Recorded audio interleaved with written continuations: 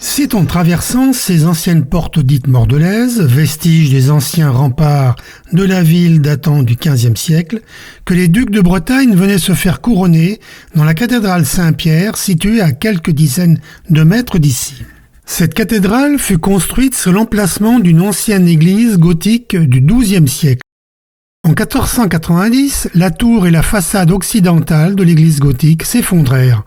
La reconstruction dura 163 ans.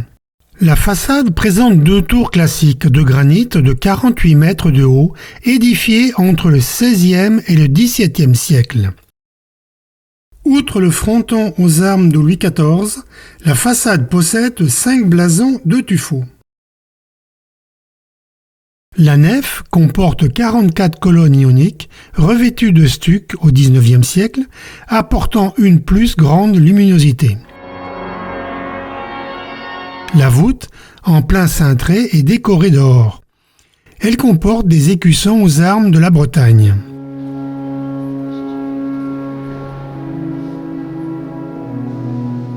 Le chœur est entouré d'un déambulatoire dont les murs sont décorés de représentations des différents saints de Bretagne regroupés d'après leur diocèse.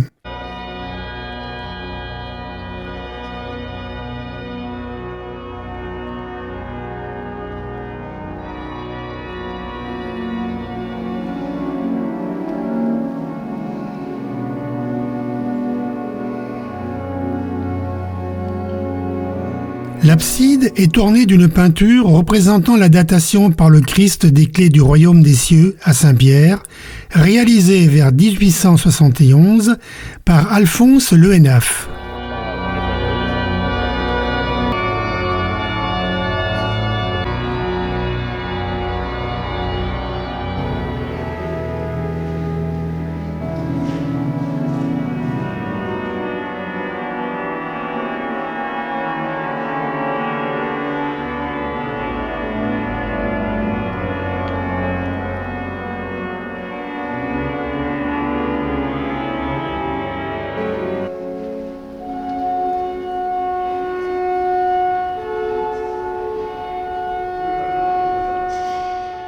L'un des deux croisillons du transept possède une somptueuse chapelle ornée de fresques remarquables, comme ici consacrée à Sainte Anne, patronne de la Bretagne.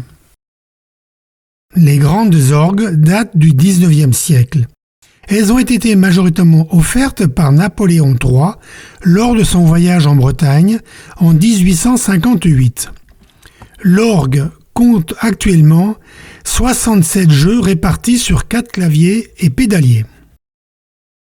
La cathédrale héberge un grand chef-d'œuvre, un retable flamand anversois du XVIe siècle, orné de 80 personnages, qui fut restauré en 1984.